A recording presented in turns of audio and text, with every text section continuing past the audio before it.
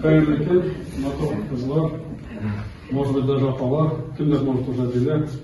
Ну, мне больше всего добрый день, милые, дорогие женщины.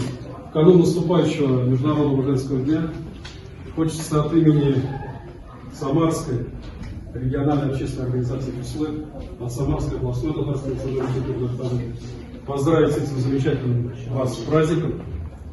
В первую очередь хочется сказать огромное спасибо за ваш благородный труд, за воспитание наших детей, за то, что вы даете им хорошее образование, прививаете духовную нравственность.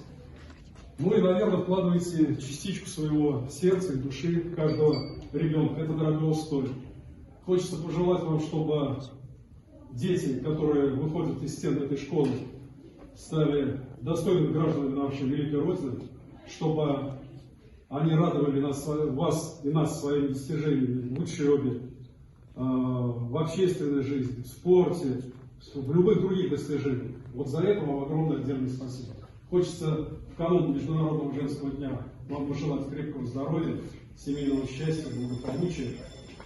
Ну и чтобы вот эти вот морозы, которые прошли, наступило тепло, и вот это тепло согревало ваши души, и особенно вот эти розы, которые мы вот сейчас будем вручать, тоже как бы какое-то придало хорошее вам настроение.